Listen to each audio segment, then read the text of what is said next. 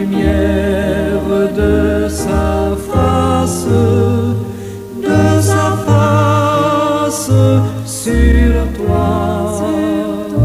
sur toi, use de grâce envers toi et te donne la paix, et te donne la paix.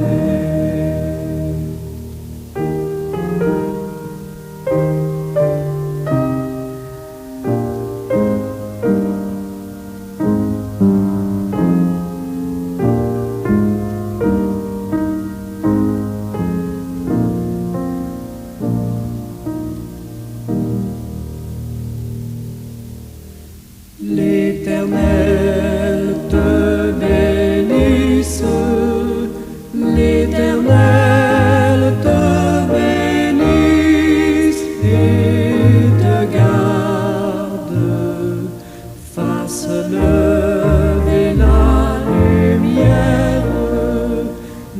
lumière de sa face sur toi,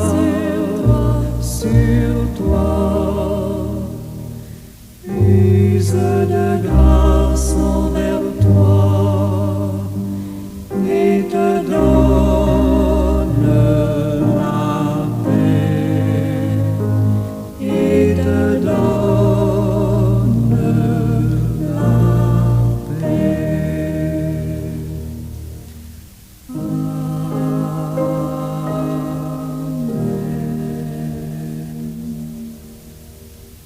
À toi la gloire, Père éternel, Dieu tout-puissant. Je te suis très reconnaissant ce matin parce que tu es le défenseur de ceux qui sont sans voix. Merci car tu te tiens aujourd'hui aux côtés de l'accusé, non pas pour cautionner le mal, mais pour offrir la lumière là où règnent les ténèbres du jugement hâtif. Merci d'être le bouclier contre l'injustice, la voix qui murmure la vérité quand le mensonge tente de prévaloir, et la force qui maintient debout celui que le monde cherche à abattre. Que ta présence en soit le témoignage irréfutable de son innocence, ou, si la faute est réelle, qu'elle soit le chemin vers la rédemption et la clémence. Je te remercie, Père, car tu ne délaisses jamais l'orphelin ni l'opprimé, et parce que ta justice parfaite et éternelle surpasse toute justice humaine. Merci, Père. Béni soit ton nom au siècle des siècles. Amen. Bien-aimés de Dieu et amis à l'écoute, bon matin, bonjour, que la grâce et la paix de notre Seigneur et Sauveur Jésus-Christ soient avec votre esprit.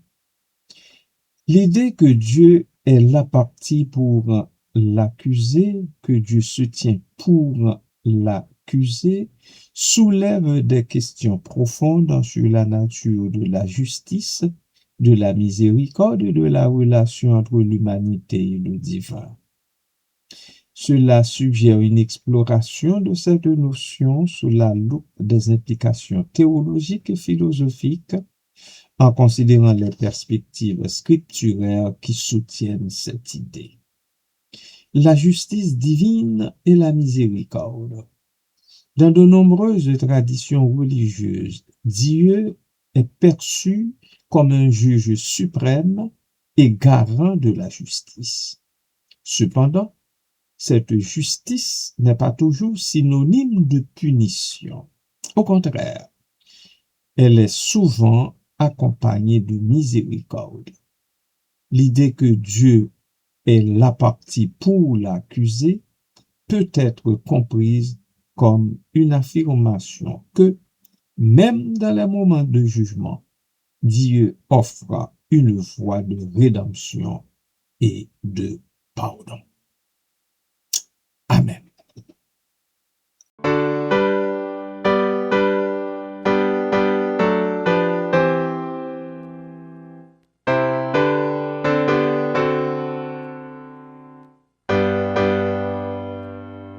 Que devient mon enfant ce soir? Il suit une sombre voie, lui qui faisait tout mon espoir et ma couronne de joie.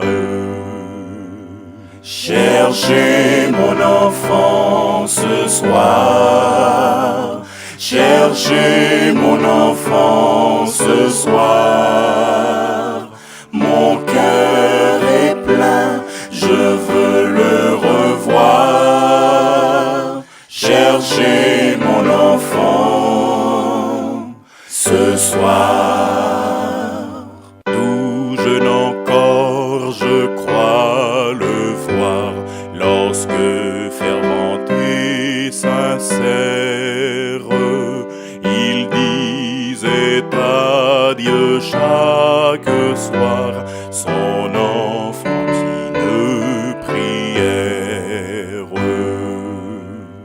Cherchez mon enfant ce soir. Cherchez mon enfant ce soir. Mon cœur est plein, je veux le revoir. Cherchez mon enfant ce soir. Je le revois plus grand, plus fort, lorsqu'au jour de sa jeunesse, son cœur était candide encore, et pour moi plein de tendresse. Cherchez mon enfant ce soir. Cherchez mon enfant ce soir. Mon cœur est plein, je veux le revoir. Cherchez mon enfant ce soir. Oh, qui me rendra mon enfant comme autrefois plein de charme. Je veille et pleure en l'attendant, chercher le fils de mes larmes. Cherchez mon enfant ce soir. Cherchez mon enfant ce soir. Mon cœur est plein, je veux le revoir. Cherchez mon enfant ce soir. Combien j'ai soif de te revoir, mon enfant, combien je t'aime.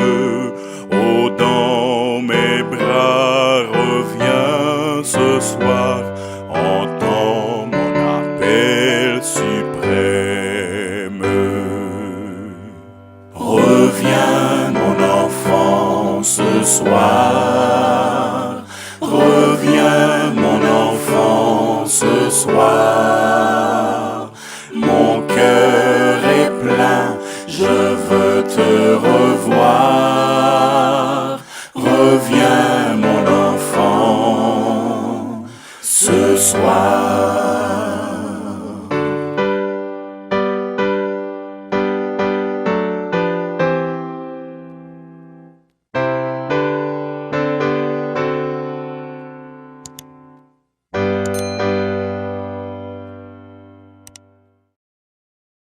Miséricorde divine. La miséricorde de Dieu est un thème récurrent dans les textes sacrés. Par exemple, dans le christianisme, la figure de Jésus-Christ est souvent vue comme l'incarnation de cette miséricorde. En prenant sur lui les péchés de l'humanité, il agit en faveur de l'accusé, offrant une chance de réconciliation avec Dieu.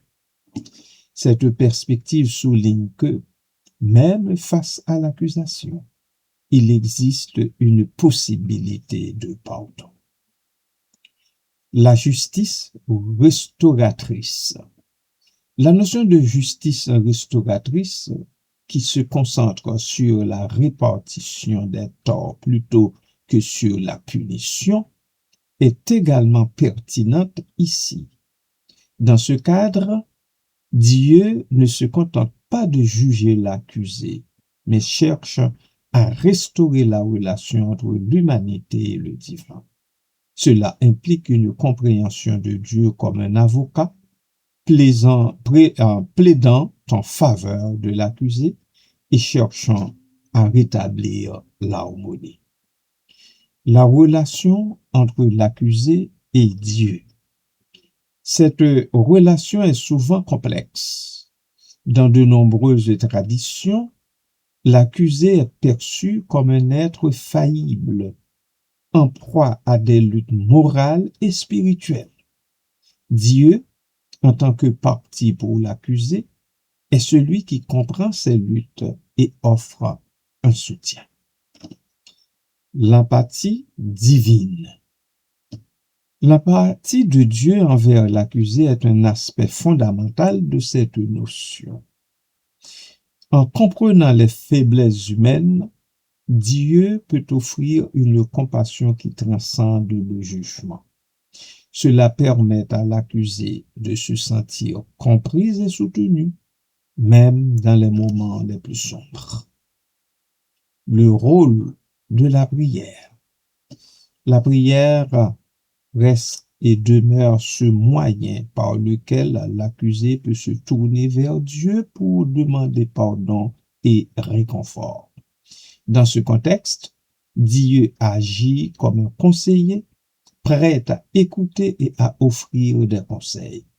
Cette interaction souligne l'idée que Dieu est toujours présent pour l'accusé, toujours prêt à intervenir en sa faveur.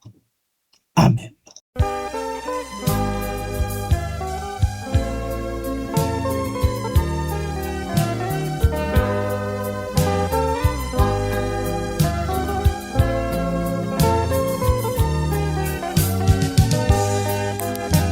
Venez à celui qui pardonne, venez vous qui n'espérez plus. C'est au plus pauvre qu'il se donne, il peut sauver tous les perdus. Son sang répandu pour le monde peut seul effacer et blanchir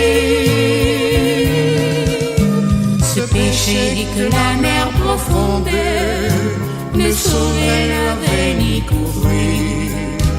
Venez à celui qui relève, venez vous qui tombez si bas, que le salut vous semble rêve, c'est bien à vous qu'il tend les bras. À la pécheresse qui pleure, il accorde pardon divin. Le brigand à la dernière heure ne pleure pas sa grâce en vain.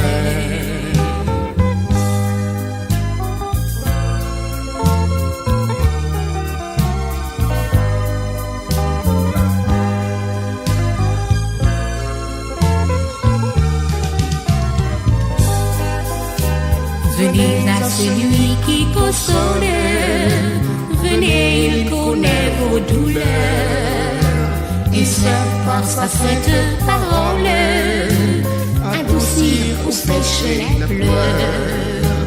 Il connaît toutes vos alarmes, car il a souffert les premières. Comme il a répondu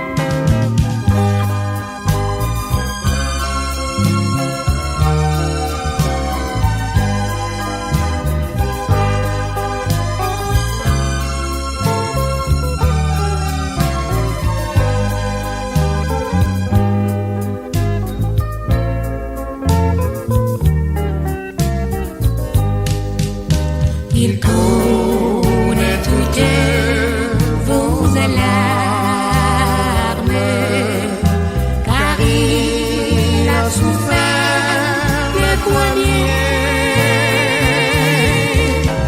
Comme il a répondu des larmes, il peut aussi les essuyer. Il connaît toutes vos larmes, car il a souffert les premiers. Comme il a répondu des larmes, il peut aussi les essuyer. Venez à celui qui pardonne, venez vous qui n'espérez plus. C'est au plus pauvre qu'il se donne, il peut sauver tous les perdus. Venez à celui qui pardonne, venez vous qui n'espérez plus. C'est au plus pauvre qu'il se donne, il peut sauver tous les perdus. Venez à celui qui pardonne, venez vous qui n'espérez plus. C'est au plus pauvre qu'il se donne, il peut sauver tous les perdus. Perspective scripturaire. Les textes sacrés fournissent de nombreuses illustrations de cette dynamique entre Dieu et l'accusé. Dans la Bible, par exemple, des passages tels que le psaume 51 mettent en avant la repentance et la recherche de pardon. Ce psaume, attribué à David après son péché, montre comment l'accusé peut se tourner vers Dieu pour obtenir miséricorde et grâce. L'Ancien Testament. Dans l'Ancien Testament, les figures comme Moïse et Job illustrent également cette relation. Moïse plaide pour le peuple d'Israël après leur désobéissance, agissant comme un intermédiaire entre Dieu et l'accusé. Job, quant à lui, questionne la justice divine tout en maintenant une relation avec Dieu, montrant ainsi que même dans le doute, l'accusé peut chercher refuge auprès du divin. Le Nouveau Testament. Dans le Nouveau Testament, la parabole du Fils prodigue est un exemple puissant de la miséricorde divine. Le Père, représentant Dieu, accueille son Fils avec amour et pardon, illustrant que Dieu est toujours prêt à accueillir l'accusé, peu importe la gravité de ses erreurs. Bien-aimé du Seigneur, l'idée que Dieu est la partie pour l'accusé ou bien que Dieu se tient en faveur de l'accusé offre une perspective enrichissante sur la nature de la justice et de la miséricorde. Elle souligne que, même dans les moments de jugement, Dieu est présent pour offrir soutien, compréhension et pardon. Cette notion invite à une réflexion profonde sur la relation entre l'humanité et le divin et sur la manière aussi dont chacune peut trouver réconfort et rédemption, même face à ses propres échecs. En fin de compte, cette compréhension de Dieu comme avocat de l'accusé renforce l'idée que la miséricorde et la compassion sont au cœur de la justice divine. Que donc, accusé ou pas, le peuple de Dieu se souvienne de cela.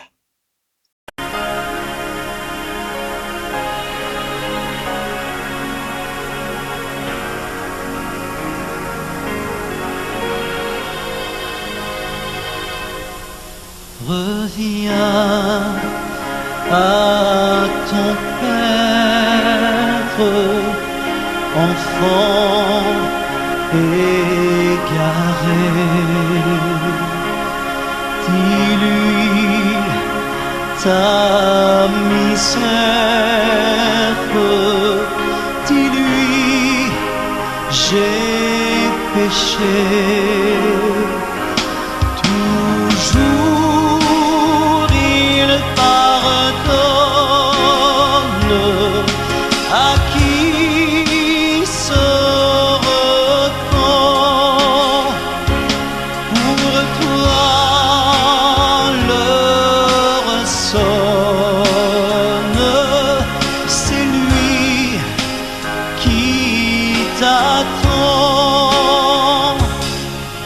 Reviens à ton Père, ses biens sont pour toi.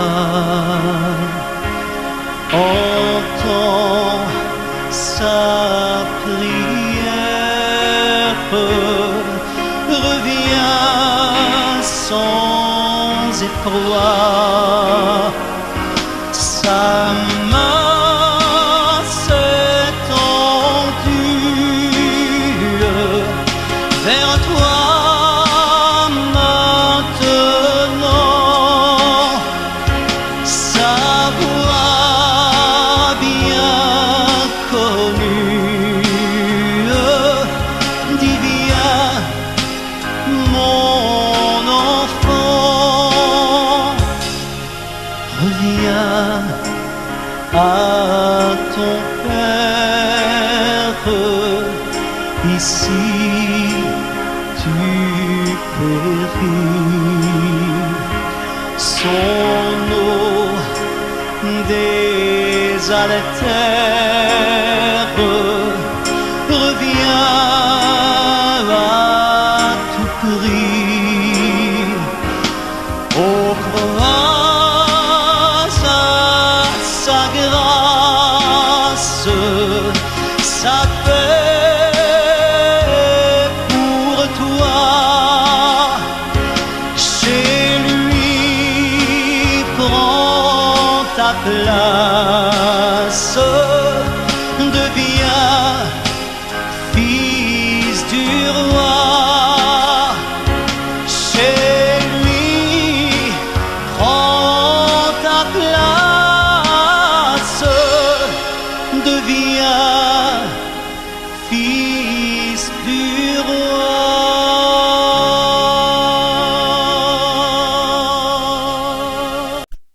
Prions le Seigneur.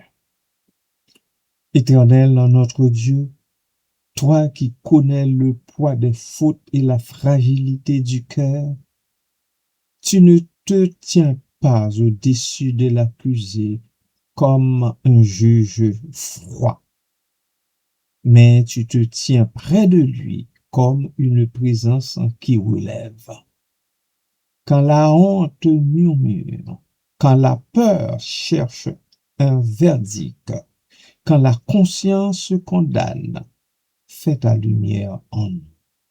Rappelle-nous que tu es là et que ta compassion précède nos réponses. Ô Dieu, ne laisse pas la parole de l'accusateur devenir notre dernière vérité. Pose sur nous, ton peuple, tes enfants, ton regard de grâce.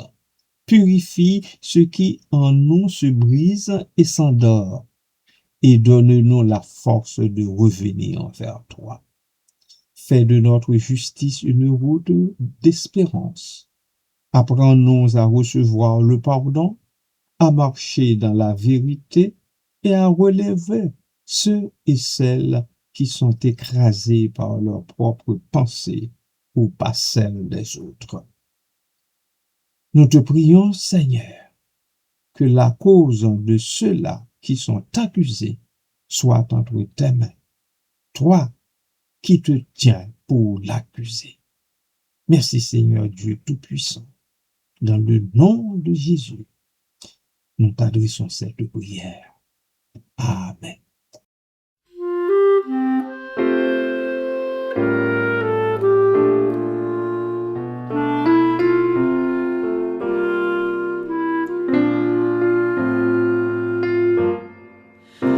Que l'Éternel te bénisse.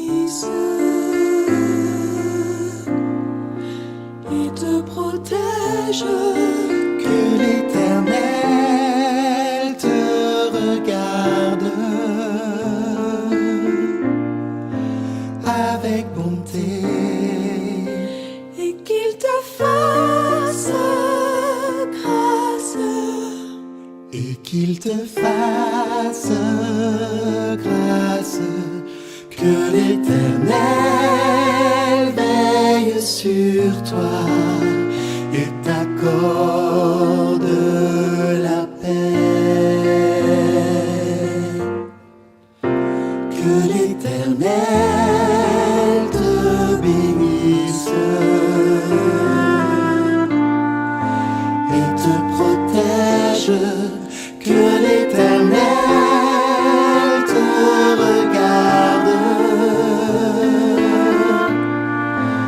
avec bonté et qu'il te fasse grâce, et qu'il te fasse grâce, que l'Éternel veille sur toi.